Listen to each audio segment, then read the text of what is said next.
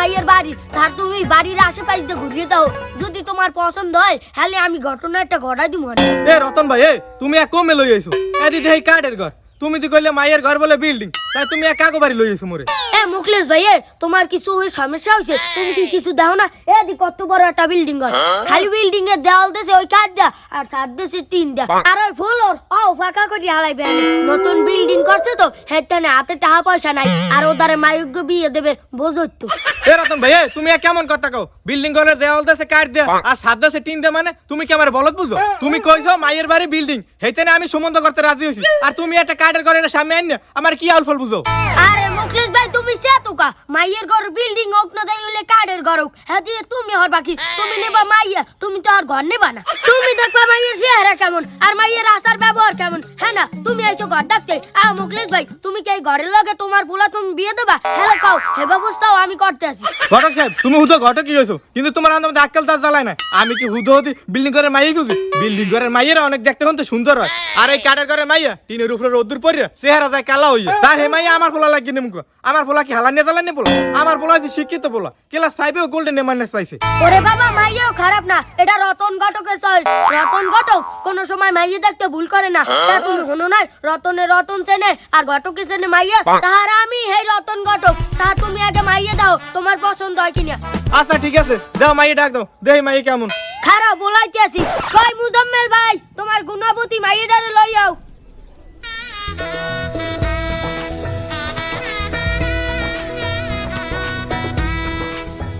দাও মুখলেশ ভাই এই হইছে মাইয়া দাও পছন্দ হয়নি দেহি মা ঘন্টাটা একটু তোলো তো।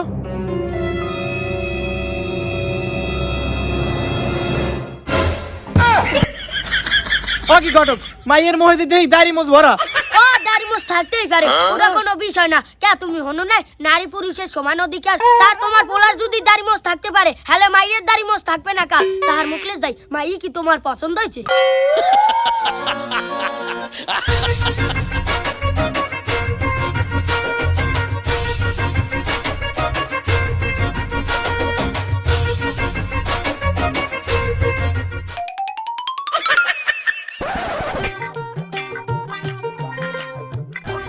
ওরে আল্লাহ রে ইট্টুর পানে বাইতে গেছি আসলে হইছে কি দুনিয়াতে ভালো মানুষের কোনো দামই নাই মুই মুখলিচের পোলারে ভালো একটা মাইয়ে দেখে বিয়ে করামু হ্যাঁ মাইয়ের হইছে তাই হইলে দাড়িমোস হ্যাঁ মাইয়ের দাড়িমোস হ্যাঁ কি দোষ মোর মুখলিচা তুই মোরে ধাওয়াইলি না এই ঘটকে তোর অভিশাপ দিলে তোর পোলা হারা জীবন চিরকুমারী থাকবে।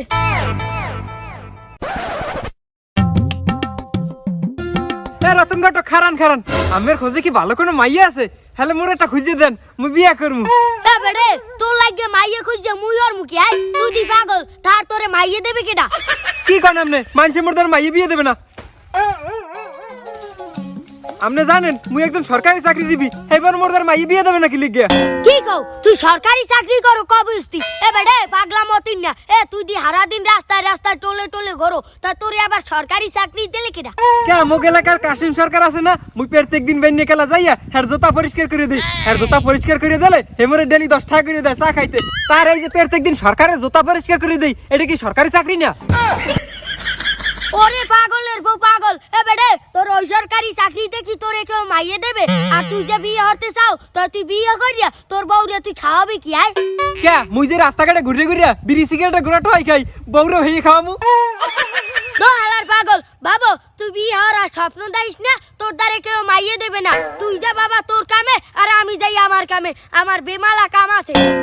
কি কোন ঘটক সাহেব কেউ মাইয়া দেবেই না আচ্ছা ঘটক সাহেব আমের কোনো মাইয়া নাই থাকলে দিতে পারেন মুই পোলা ভালো বিড়ি সিগারেট খাই না।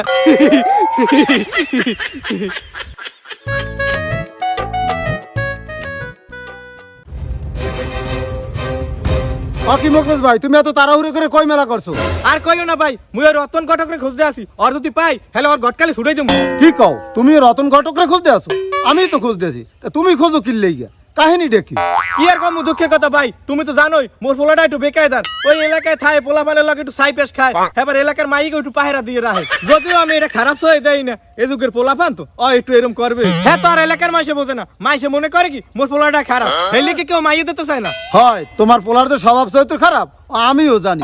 ওই সে কালে তোমার না হানি, বয়সে কালে তুমিও তো কমা চালানা। বররা বাসে ঘোরা দিয়া বররা বাসি হয়, তল্লা বাসা আর হয় না। তাহার তুমি রতন ঘটকরে খোঁজো কি লেগে হেয়ে কও। আরে ভাই খুঁজবো না তা করবো কি? ওই রতন ঘটক আমার পোলা লাগে মাই দেখানোর কথা কইয়া আমার কাছে 15,000 টাকা আনছে। আজ 6 মাস ঘুরানোর পর একটা মায়ের সন্ধান দিয়েছে, কয় দেখতে হতে ভালো হইবে, মায়ের বিল্ডিং ঘর আছে। তার আজ যাই দেয় কি মায়ের ঘর হয়েছে কাঠের ঘর, আর মায়ের মুখ পড়তে দাড়ি মুখ। তো ওই কি কেউ গায়ে আছে হেলে কি মুই রতন ঘটকরে খুঁজতে আসি, তা তুমি খোঁজো কি লেগে? আর কইও না ভাই, মুইও বিয়ে করার লাগিয়া কয়দিন আগে ওই রতন ঘটকরে একটা ভালো মাইয়া খুঁজে দিতে কইছিলাম। এমন মাইয়া খুঁজে দিতে কইছিলাম যার বাপে যৌতুক হিসেবে মোরে একটা বাইক দিতে পারে। তার তুমি তো কয়দিন আগে বিয়ে করলা, তার তোমার হরে কি তোমার বাইক দিয়েছে? হয় দেশে এই যে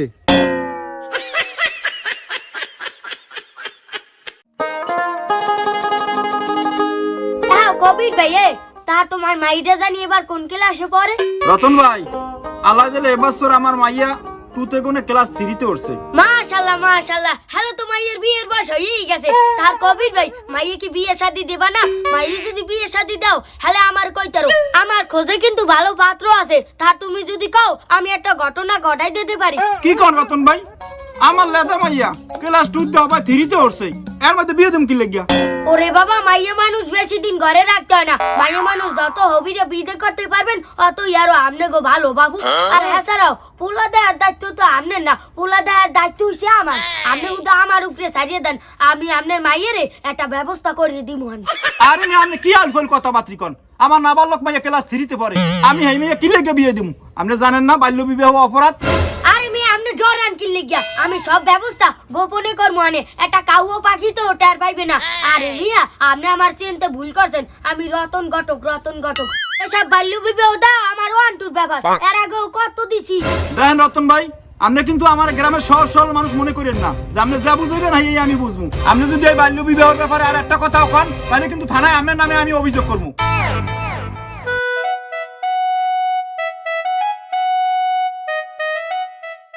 হালিম ভাই, তোমার মাইয়ের লাগে আমি কিন্তু ভালো একটা পাত্র খুঁজে লইয়েছি। তুমি যেরম যেরম বলছিলা হেরম হেরম তার তুমি পাত্র দাও। যদি তোমার পাত্র পছন্দ হয় তাহলে আমরা 2-1 দিনের মধ্যে শুভকাণ্ড হারিয়েলাম।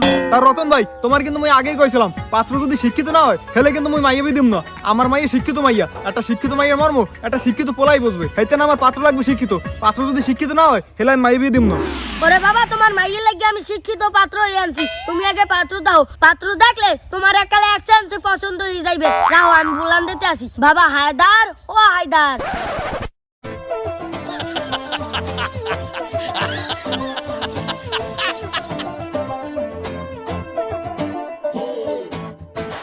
আসসালামু আলাইকুম ডেরিনল। ওয়ালাইকুম আসসালাম। তা রতন ভাই, উনি কেডা? পোলার বাপে নাকি দাদাই? আবার মোরে কয় ড্যাড ইন ল। আরে হালিম ভাই, উনি তো পাত্র।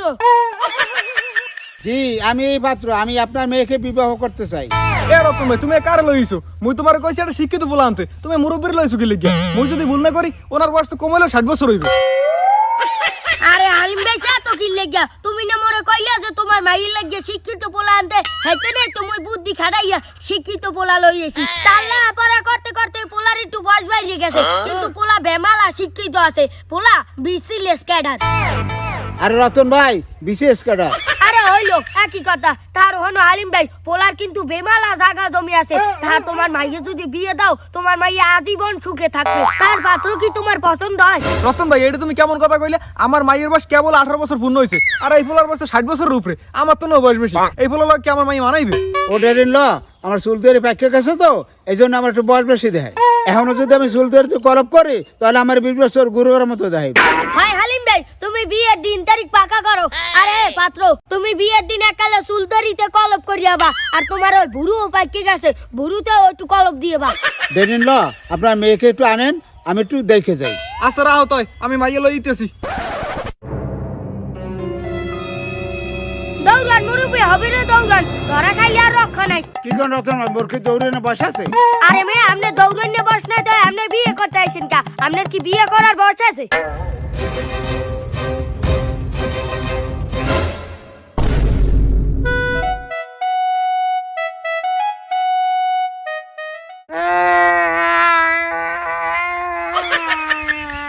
রতন ভাই তুমি যে মোগলার কামটা করছো কামটা কি ঠিক করছো? হয় তুমি যে সত্যরে মিথ্যে বানাইয়া মিথ্যারে সত্য বানাইয়া গ্রামবাসীর লোকে প্রতারণা করছো, এই কামটা কি ঠিক হয়েছে?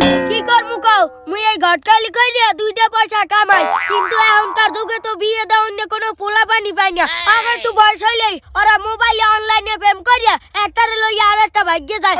আমার মতো ঘটক এমন কোনো কামে লাগে? এখন আমি মিথ্যে সিদ্ধে কইয়া দুইটা বিয়ে না দিতালে আমার সংসার চলবে কেমনে? আর আমি যে ওই 2 পয়সা পাই আমি ওই 2 পয়সা পামু কই? সেইটানে এখন মিথ্যে সিদ্ধে কইয়া আমার বিয়ে দেওয়া লাগে। তার হ্যাঁ না হয় বুঝলাম, কিন্তু তুমি তো মিথ্যে কথা কইয়েই খানতাও নাই। আমি তো শুনলাম এলাকায় তুমি নাকি বাল্য বিবাহ দাও। তুমি কি জানো না বাল্য বিবাহ দেওয়া কত বড় অপরাধ? বাল্য বিবাহ দিম না তো কি করমু?